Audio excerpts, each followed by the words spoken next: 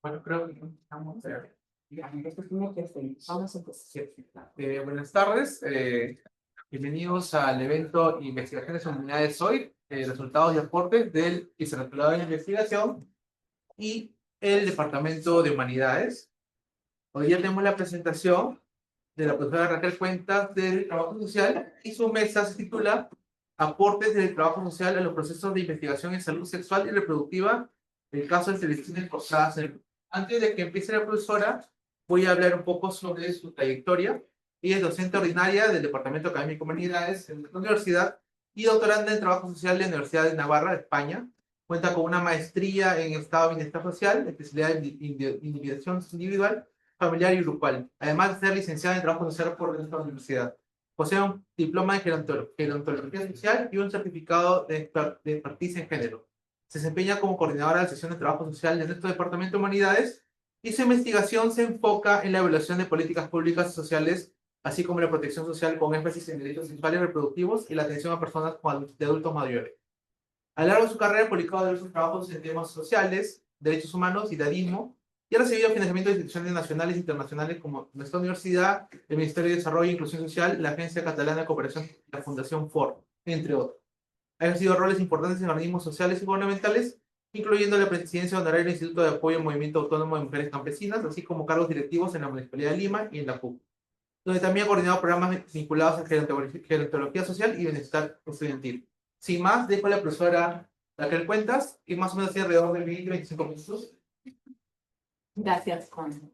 Quiero agradecerles a cada uno de ustedes que están aquí de manera presencial en nuestro campus de la Pontificia Universidad Católica del Perú y también a quienes están conectados a través de nuestro Facebook del Departamento Académico de Humanidades. Sé que están desde Barcelona, España, desde Estados Unidos y otras zonas de nuestro país. Así que quiero darles la bienvenida y agradecerles también su participación y el interés por conocer un poco más sobre una de las metodologías que tenemos en el campo de investigaciones del trabajo social. En este horizonte de investigaciones sobre problemáticas como las esterilizaciones forzadas en Perú, no solo tiene que ver con la denuncia o violación sistemática de los derechos humanos, en este caso de los derechos sexuales y reproductivos a grandes grupos de mujeres, fueron más de 300.000 mujeres y más de 40.000 hombres que se les hicieron la esterilización forzada, en el caso de los hombres, la vasectomía, ¿no? Y esto nos interpela como trabajadoras, como trabajadores sociales, qué debemos hacer cuando suceden, cuando tenemos conocimiento de este tipo de problemáticas que tienen que ver con la violencia, la violación de los derechos humanos. ¿Cómo construimos conocimiento? ¿Y qué mundo contribuimos o queremos contribuir a formar desde este recoger información, pero a la vez intervenir como hacemos desde el trabajo social? Desde esta perspectiva, el trabajo social en el Perú, pero también latinoamericano, se reencuentra con su tradición crítica, que es el compromiso con las luchas sociales y la construcción de nuevas alternativas frente a las múltiples desigualdades estructurales que hoy no han dejado de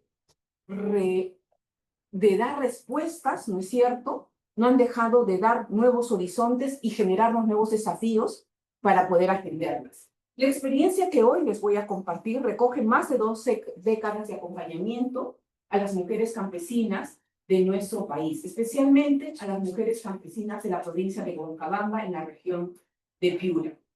Esta provincia fue una de las provincias donde más se ejecutó el programa de esterilizaciones forzadas en la década de los 90. Ocupó el segundo lugar después de Huancavelica. Este recorrido no solamente aporta la memoria y la justicia, sino que también debe iluminar nuestros desafíos éticos políticos como trabajadoras y como trabajadores sociales. En este siglo XXI, no solamente es sostener nuestra práctica, nuestra intervención, sino sobre todo nuestra reflexión sentipensante, transformadora y profundamente ética. Al inicio de este camino, una joven trabajadora social recién ingresada se incorpora y participa en uno de los centros más emblemáticos del feminismo y de las mujeres en el Perú, el Centro de la Mujer Flora Tristán. Y es acá donde se inician estos procesos de investigación que continúan hasta el momento hasta hoy, 2025, han pasado más de 25 años, y donde seguimos con esa convicción, con ese compromiso, y donde creemos firmemente que la investigación no solamente, Juan, dale un clic más, no solamente, vete ahí a la primera, pero dale un clic. No solamente tiene que ver con nuestro conocimiento, sino también con compromisos situados, ¿no es cierto? Y yo quiero rendir un homenaje a dos egresadas de esta casa de estudio. La primera, una colega nuestra, que es mi madre, Josefa Ramírez Peña, que pertenece a la promoción de inicios de la década del 70 en nuestro país. Ella es una de las pioneras del trabajo social rural en el Perú. Y otra, una de mis mentoras, que no siendo trabajadora social, pero creyó firmemente en la importancia y el aporte de las y los trabajadores sociales, ella siendo abogada, Julia Tamayo León, que es una de las referentes del feminismo en el Perú. Ambas ya partieron. De la mano de ellas pude yo aprender a reconocer las problemáticas que estaban en el mundo rural, campesino y también de las grandes ciudades como Lima. Fue en este diálogo entre generaciones y saberes donde germinó la idea de que investigar no es solo conocer, sino comprometerse. La investigación se hizo cuerpo, territorio y memoria compartida. El caso de las esterilizaciones forzadas en el Perú, ocurridas durante la década de 1990 durante el gobierno de Fujimori, formaron parte de este Programa Nacional de Salud Sexual y Reproductiva, que duró del año 96 al año 2000, el cual constituye uno de los episodios más paradigmáticos y cruentos de la violencia hacia los cuerpos, la vida, la salud de las mujeres campesinas, indígenas, quechohablantes y más empobrecidas en nuestro país. Este programa fue diseñado desde una lógica tecnocrática y autoritaria. Promovió la esterilización quirúrgica como principal método de control poblacional, atentando contra los cuerpos, la vida, la salud de las mujeres. Priorizó el cumplimiento de cuotas por encima del consentimiento informado, que es un derecho y un principio básico, y que las trabajadoras sociales y los trabajadores sociales sabemos defender, y también sabemos situarlo de acuerdo a los diferentes grupos poblacionales. Más de 300.000 mujeres afectadas, en su mayoría, como les dije, indígenas, bajo coerción o engaños, en clara violación a sus derechos humanos. Desde la perspectiva de la colonialidad del poder y del saber, como bien lo establece Aníbal Quijano, estas prácticas representan un proceso de racialización, deshumanización y control biopolítico de los cuerpos feminizados y empobrecidos. Más adelante voy a compartirles por qué he establecido de esta forma y cómo el trabajo social ha ido develando esta situación. Así quedó demostrado a través de la primera investigación que hicimos, que fue Nada Personal Anticoncepción Quirúrgica Voluntaria en el Perú, reporte de derechos humanos en el año 98. Y que a raíz de este primer reporte han venido diferentes estudios posteriores, artículos, también investigaciones más acotadas, pero sobre todo intervenciones. Este estudio se hizo, y los posteriores, con la metodología de investigación-acción. Esta metodología no solamente te implica o te indica que debes de tener un conocimiento de la realidad, hacer un reporte, sino sobre todo te invita y promueve tu compromiso hacia una intervención situada al momento en paralelo que tú vas investigando. La cuestión ética política estuvo presente en todo el proceso de investigación, reconociendo a las mujeres como sujetas de derecho y no solamente como objetos de estudio, que es lo que pasa muchas veces. Yo aquí quiero hacer un alto. Dentro de esta casa de estudios, como a nivel de varias universidades del mundo, muchas y muchos investigadores, investigadoras, sacaron sus tesis doctorales, sus tesis de maestría, de licenciatura, conectando con nosotras las trabajadoras sociales como informantes claves que habíamos sido testigos de excepción desde el momento en que se reveló la problemática de las esterilizaciones forzadas. Nosotras, y particularmente mi persona, que participó y conoció directamente cada una de las situaciones, de los rostros, las vidas, las cicatrices, las mujeres, yo decidí nunca hacer un estudio para alguna de mis credenciales académicas con esa problemática. Porque le guardo un gran respeto, yo no digo que las demás colegas investigadoras no lo tengan, pero creo que en mi caso no podía ser dado. Y lo que sí esta vez me he atrevido es un poco a contar qué significó para mí el haber participado en esta investigación-acción y haber dado la cuota desde el enfoque de trabajo social en este proceso que develó las estilizaciones forzadas. El acompañamiento, como les decía, no solamente esta investigación, ¿no? El acompañamiento se extendió por más de 2 décadas y ha continuado. Las investigadoras, los investigadores vinieron, recogieron sus informes, hicieron sus grandes tesis, las han presentado en diferentes idiomas, pero nunca más volvieron a preguntarse cómo está Esperanza, cómo está Obdulia, cómo está Juana, cómo está Vicenta, cómo está Porfiria y muchas otras mujeres. Las dejaron con sus cicatrices en sus cuerpos. Sin embargo, creo que algo diferente, y es lo diferencial del trabajo social, es que cuando nos involucramos en procesos de investigación-acción, sobre todo, no podemos dejar de lado nuestro compromiso ético-político, pero sobre todo de intervención social, que es a seguir acompañando a las poblaciones que en algún momento nos compartieron sus historias, sus dramas y sus circunstancias. Este camino implicó escuchar sus historias de dolor y resistencia, pero también acompañar sus luchas por ser reconocidas como sujetas de derechos en los servicios, sobre todo de salud, donde fueron cruentamente violentados sus cuerpos, su vida y también su dignidad como mujeres. Así, la investigación fue tejiéndose, ¿no?, en el calor de los encuentros con las mujeres esterilizadas, porque ellas también, aún guardando sus silencios, generaron vida, generaron transformaciones y resiliencias. Nunca se quedaron atrás. Sí, nos compartieron sus dolores, pero también esa resistencia genuina que viene desde la dignidad de la mujer, ¿no?, indígena, quechohablante, y de nuestros ancestros y ancestras, por supuesto, incas, guayocundas, capullanas, entre otras. Muchas mujeres decían, la verdad está en nuestros cuerpos. Y ahora yo les quiero presentar algo muy importante y me voy a poner de pie para eso, que forma parte de los legados de este proceso. Algunos aportes desde el trabajo social. Esta investigación-acción constituye una de las metodologías creadas desde el trabajo social latinoamericano y puestas en vigencia desde la década de los 70, 80 y 90 en el Perú. Actualmente, nuestros colegas de las ciencias sociales utilizan esa metodología para insertarse en la intervención, sobre todo de los territorios. Pero se quedan ahí. A diferencia de nosotras, como trabajadoras sociales, que hemos utilizado esta metodología de investigación-acción para fortalecer las organizaciones de las mujeres, para fortalecer sus procesos de emancipación. Nosotras no asumimos las voces de las mujeres, sino permitimos, ¿no?, contribuimos a que sus voces lleguen a los diferentes espacios de incidencia política. Y eso también hemos contribuido a la incidencia política. Y finalmente, hoy no hemos dejado de acompañar para fortalecer las resiliencias de las mujeres. No solamente se han quedado en su situación de vulnerabilidad, sino que siguieron para fortalecer sus autonomías física, su autonomía sexual, su autonomía social.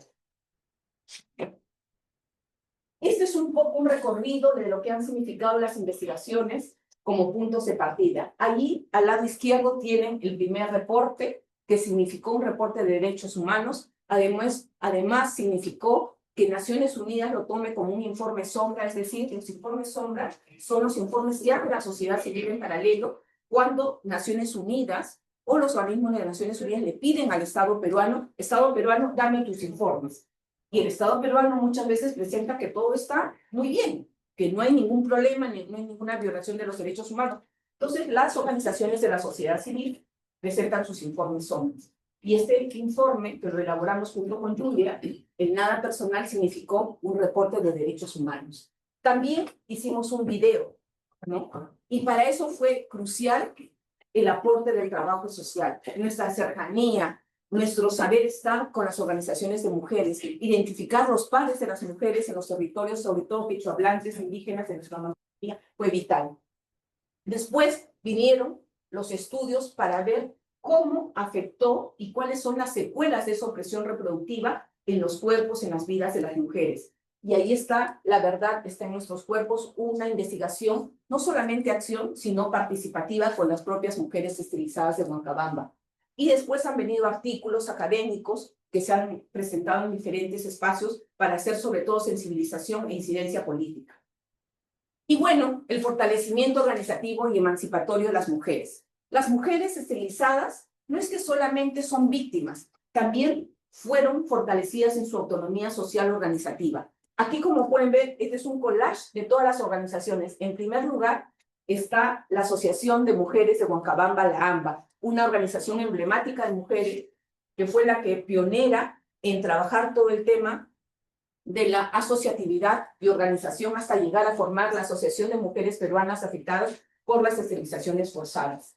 Después están las mujeres que son de ANTA, las mujeres afectadas por las esterilizaciones forzadas de la provincia de ANTA en Cusco.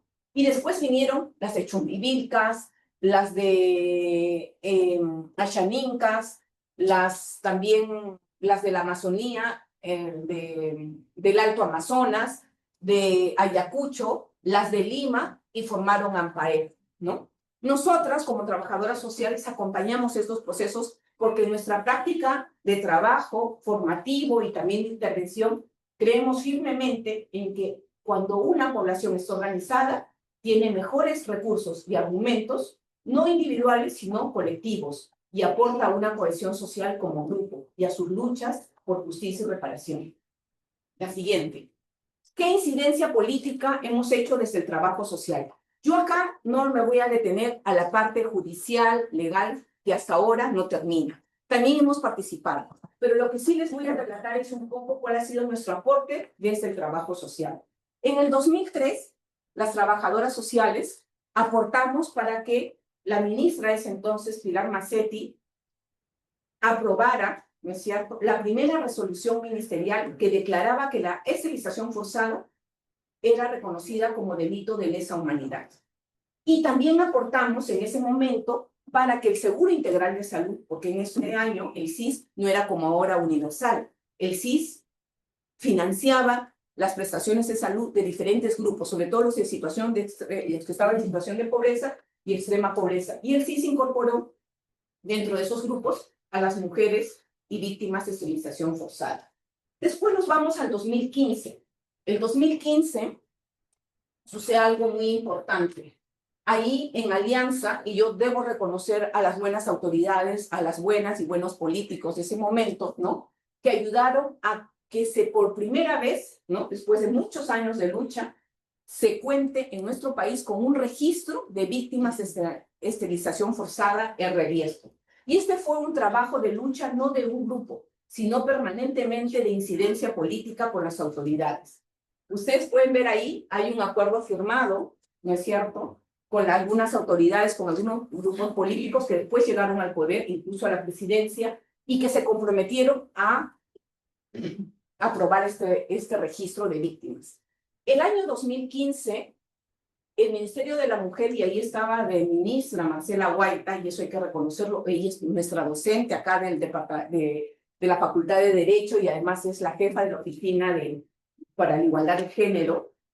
Ella aprueba los lineamientos para la atención de víctimas en los centros de emergencia mujer de víctimas de esterilización forzada. ¿Pero qué pasó? Ella dejó con un presupuesto de 3 millones, pero ahora todo eso se ha diluido. Las siguientes autoridades lo dejaron sin efecto. ¿Y cómo es dejar sin efecto? No darle financiamiento. Y eso fue también una propuesta de las trabajadoras sociales, porque en los centros de emergencia mujer hay trabajadoras sociales, hay psicólogas, psicólogos, hay abogados, para que les puedan dar una atención psicosocial. Y luego están una serie de reuniones con autoridades del gobierno central, los ministerios, principalmente de la mujer, justicia, ¿no?, de los gobiernos regionales y locales. Ahí ustedes pueden ver, aunque lo está tapando, una reunión que tuvimos con Marisol Pérez Tello, cuando fue ministra de Justicia, estuvo el congresista, en ese momento Gino Costa, y está la señora Esperanza Guayama, junto con otras, la viceministra también de Justicia, Gisela Rinolo, que también es egresada de acá, y con ellas se pudo desarrollar la propuesta de reriesgo. Allí en la siguiente toma está Marcela Guaita, cuando aprueba la resolución ministerial que aprobó los lineamientos para la atención de víctimas de esterilización forzada. Y en la última etapa, que es en la que está Diana Miloslavis como ministra, reconoció a las mujeres esclavizadas, hizo una reparación simbólica desde el Ministerio de la Mujer. Ella estaba como ministra, el viceministro estaba Grecia Rojas. La siguiente. ¿Cuál ha sido el acompañamiento y fortalecimiento de resiliencias y autonomías hacia las mujeres? Pues bien, no solamente se recogió la información, los casos, los numéricos, las atenciones, sino también se hizo un proceso de organización en Huancabamba. Y ahí ustedes pueden ver los talleres que se hacían con las mujeres, eran muchos talleres, ¿no? Y estuvieron a cargo de Josefa, nosotras participamos, y hoy está una colega nuestra, Dolly, ¿no? Después, durante la pandemia, cuando se reabrieron los casos para las esterilizaciones forzadas, pues el Poder Judicial, ¿qué hizo? Ya, los juicios van a ser por Zoom, pero las mujeres rurales no tienen ni Zoom, ni computadoras, ni nada. Y había mujeres quechohablantes, tampoco les querían poner traductores. Entonces lo que hicimos fue apoyar como una laptop, la pueden ver en la segunda toma, estamos en plena pandemia, para que las mujeres puedan seguir ahí su juicio y participar, ¿no? Fue difícil porque no todas las mujeres campesinas podían bajar de sus diferentes caseríos y comunidades, ¿no? Y después ya vino el año 2021-22, las mujeres siguieron trabajando su autonomía económica y no solamente eran tiempos muy duros y sembraron en sus tierras de su casa de la mujer, que después los mismos comuneros se las quitaron en el año 2023, sin que ninguna autoridad haga nada. Y entonces, después se han comenzado a organizar y hoy hay un trabajo que se hace de casa en casa con nuestra metodología, que es la visita domiciliaria, que ustedes la conocen. Ahí tenemos a algunas colegas nuestras, una de ellas, ahí está en la foto, Dolly Soto, que ella es la que está haciendo el legado, está recogiendo cómo están las mujeres y estamos viendo de hacer campañas de salud, pero las mujeres no quieren volver a los centros de salud. Y es lógico, ¿no es cierto? Porque los servicios de salud, lejos de haber sido empáticas con ella, fueron las que violentaron sus cuerpos, su dignidad, y lo único que les dan es ibuprofeno y aspirina y paracetamol, ¿no? La siguiente. Y entonces también quiero decirles que la PUC, desde nuestro espacio como trabajo social en estos años, hemos venido sensibilizando a nuestra comunidad universitaria, pero sobre todo a investigadores, a investigadoras, al entorno social, haciendo varios eventos. El año 2017 participamos en LASA, que es este gran encuentro de investigadores, investigadoras a nivel mundial de las ciencias sociales, y colocamos una mesa sobre esta problemática.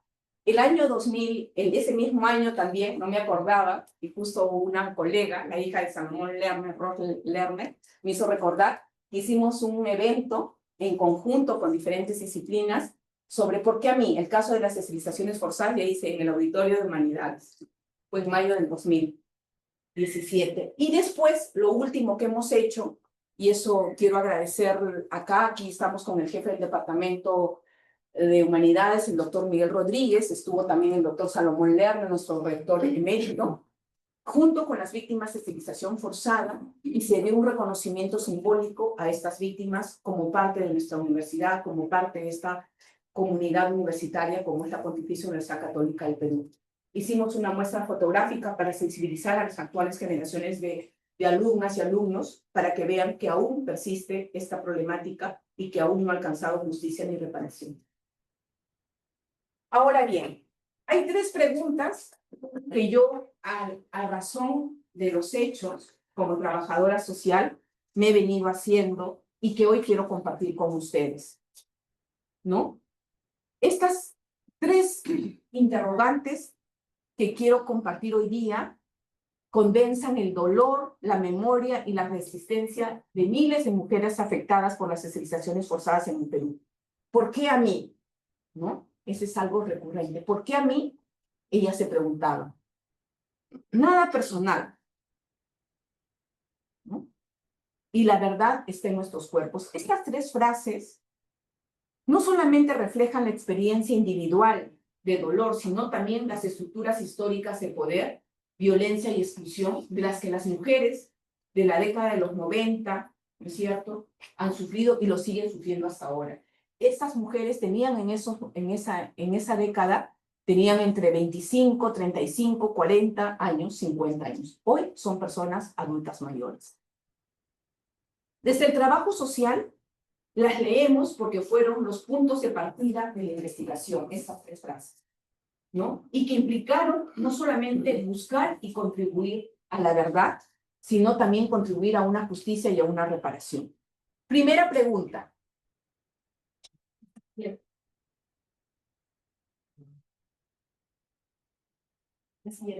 La primera pregunta, ¿por qué a mí? Implica una interpelación ética y política. Y eso es lo que es el trabajo social. Es una disciplina y una profesión ética política. Esta pregunta abre el espacio de la memoria desde la herida. Nos invita a pensar quiénes fueron consideradas sujetas de intervención. Mujeres pobres, indígenas, quechohablantes, campesinas y en situación de pobreza extrema y pobreza. De las grandes ciudades. Ustedes me dirán, Raquel, ¿y también en Lima hubieron mujeres esterilizadas? Por supuesto que sí. En las Limas Norte, Lima Este, incluso en Lima Centro. Desde la investigación-acción, esta pregunta se transformó y significó una interpelación ética política. ¿Por qué? Porque nos indicó qué estructuras, ¿no es cierto?, de desigualdad permitieron que el Estado ejerciera control sobre ciertos cuerpos, no sobre todos los cuerpos, porque ni tú, Mili, ni tú, Mónica, ni yo fuimos esterilizadas. Éramos muy jóvenes, pero también hubieron jóvenes de nuestra edad que fueron. ¿Cómo se justificaron estas prácticas en nombre del desarrollo o la planificación familiar? ¿No? Hubo un programa muy potente, el Programa Nacional de Planificación Familiar, que era muy bueno, pero solamente se aplicó un solo método para las poblaciones indígenas y más pobres del país. Para el trabajo social, esto implica revisar críticamente el rol profesional frente al poder y la política pública y preguntarnos, ¿estamos acompañando procesos emancipadores o estamos reproduciendo violencias institucionales? ¿Cómo están actualmente nuestras instituciones? ¿Están dando todo lo que implica atender la salud sexual y reproductiva de las jóvenes, de los jóvenes actualmente? ¿Están atendiendo a las mujeres que fueron esterilizadas contra su voluntad? Entonces, ¿qué estamos haciendo desde el trabajo social? La siguiente pregunta, la siguiente interrogante. Nada personal, que además fue una frase que con Julia la trabajamos juntas, ¿no? Yo me acuerdo que le dije, y esto no está, eso es una anécdota, estábamos las dos en una oficina muy pequeña, nos quedamos solas, porque las demás no es que no quisieran participar, sino que eran momentos duros a finales de los 90, y investigar este tipo de problemáticas era muy peligroso, ¿no? Entonces yo dije, ¿por qué Julia? ¿Qué tiene que ver? ¿Qué tienen contra las mujeres más pobres? Es algo personal. Entonces Julia, como era una capa, ella dijo, ya, mi reporte se va a llamar Nada Personal, porque esta frase encarna la distancia entre el sufrimiento humano de esas mujeres y la respuesta institucional. La investigación-acción nos permitió analizar cómo las lógicas tecnocráticas y burocráticas despojaron a las víctimas de su nombre y de su rostro.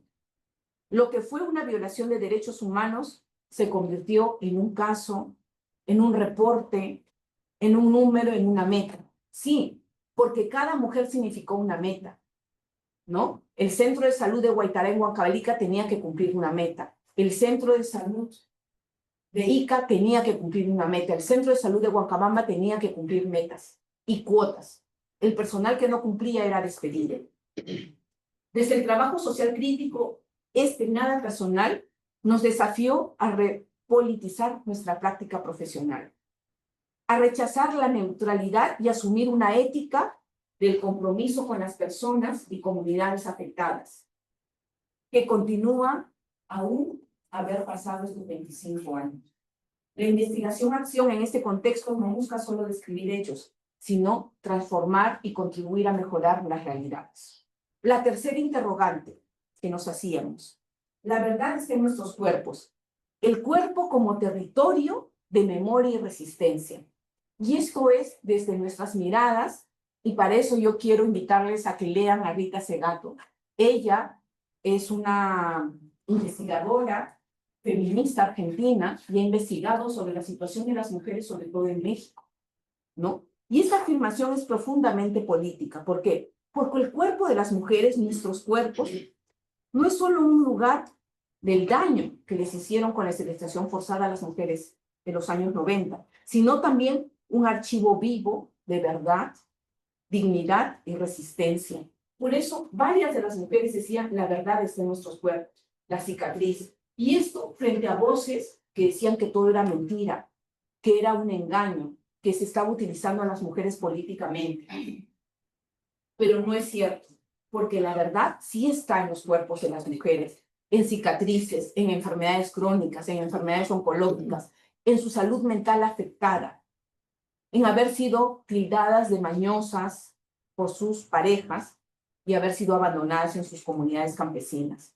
Ustedes saben que para la familia y la mujer indígena campesina, la familia, el tener un esposo es muy importante, y su dignidad y su integridad es muy valioso, ¿no? Y por eso fue un hecho violentamente que sin su consentimiento, los médicos sobre todo, las abrieran, las esterilizaran sin su consentimiento.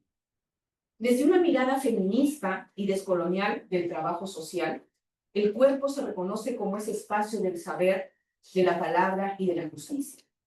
Escuchar los cuerpos, acompañar las memorias, construir preparación simbólica, eso también es producir conocimiento desde el territorio, desde la piel, desde la experiencia vivida.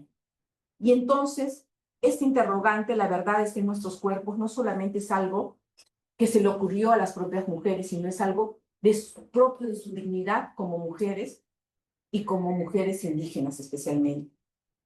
Por otro lado, ya para ir cerrando, yo les quiero compartir que esta investigación-acción para mí significa un camino.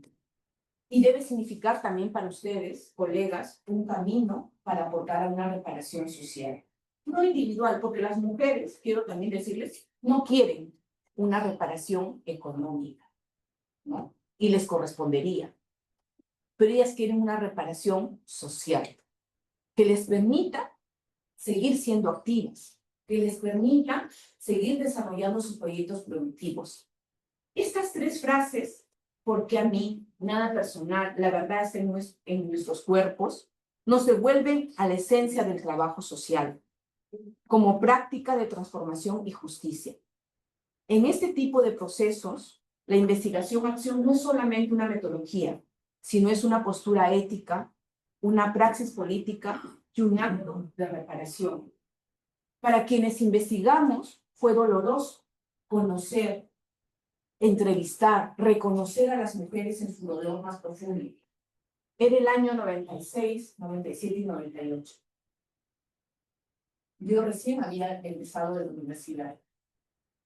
Y la gran oportunidad que me dio Julia Tamayo fue el de conocer una realidad directa, viva, de las mujeres de nuestro país. Y que hoy no ha cambiado mucho. Sigue habiendo presiones reproductivas. ¿Sí? Y por eso es que yo digo que todo esto implica reconstruir la verdad desde las voces silenciadas, cuestionar la violencia estructural, venga de donde venga, y fortalecer las luchas por reconocimiento y reparación. En suma, nuestro trabajo social debe posicionarse como parte de esta memoria viva y de una intervención-acción directa, oportuna y con compromiso. Debe aportar a la transformación de quienes han padecido tanto en nuestro país. Pero sobre todo, tiene que seguir estando al lado de quienes sufren, ¿no es cierto? Y con sus cuerpos sostienen la verdad, como es el caso de las mujeres esterilizadas. Y para terminar, yo quiero compartirles una frase de Esperanza Guayama Aguirre, una de las más de 300,000 mujeres esterilizadas en el Perú, que está acá. Ella es una mujer de Huancabamba. Ella no sabe escribir y leer, que tampoco suma, sin embargo vende sus productos que ella misma produce en el mercado local de Huancabamba. Desde su oralidad, porque esa también es una forma de comunicarse, es una de las lideresas que ha venido luchando permanentemente estos años por justicia, verdad y reparación. Y ella dice así: aunque la justicia peruana nos cierre las puertas, continuaremos luchando. Porque sí, la justicia peruana, lejos de ser empática, ha archivado varias veces los juicios que abrirían el camino para la verdad, para la justicia y para la reparación de este grupo de mujeres. Nosotras, como trabajadoras sociales, somos 3 generaciones de trabajadoras sociales que estamos involucradas en este trabajo. Y lo que les pedimos es no ser ajenas a esta problemática que aún subsiste en nuestro país. Les pedimos que se unan a nosotras, que se sumen y que no sigamos haciendo invisibles la vida de estas mujeres. Más de 300.000 mujeres a nivel de nuestro país, muchas han muerto, más de 40.000 hombres que existe la vasectomía. Y entonces, ¿cuál es el papel de rol de ahora de quienes estamos en la academia? No solamente es eso, sino es también el hacer, el construir. Muchas gracias.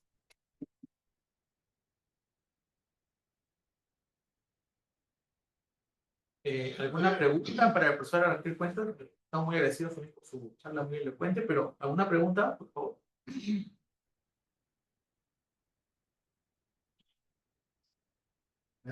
¿Qué se sabe hasta ahora sobre la reparación, o sea, la reparación social, la reparación civil que le pueden dar a la público?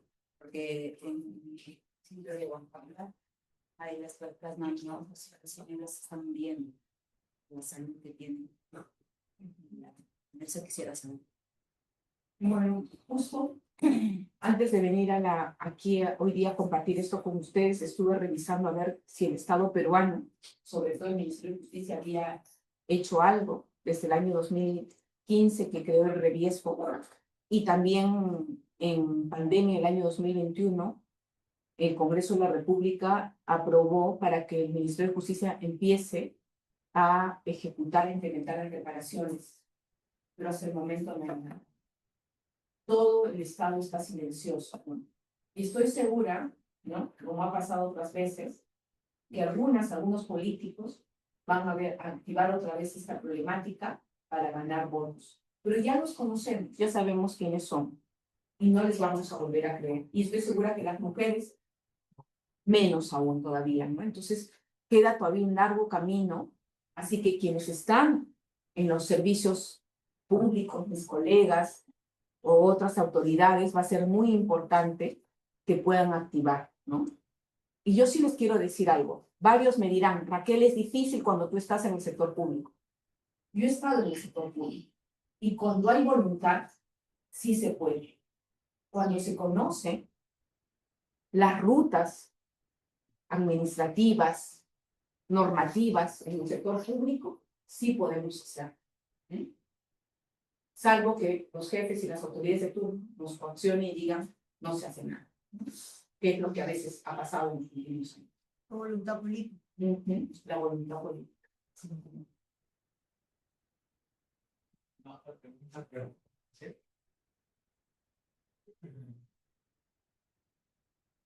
Yo sí tengo una pregunta. Al inicio de mi trabajo, dijo que actualmente los académicos solamente han ido y han trabajado muy bien, pero no se han preocupado en lo que pasó después o en la actividad cotidiana de la facultad.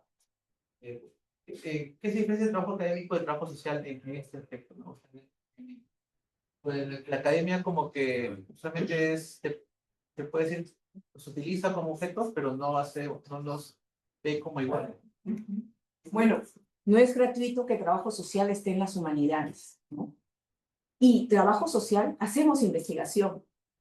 También develamos y desarrollamos conocimiento. Por ejemplo, esta práctica de las esterilizaciones forzadas no se hubiera llegado a conocer si es que no hubiéramos participado también activamente en los equipos de investigación multidisciplinar.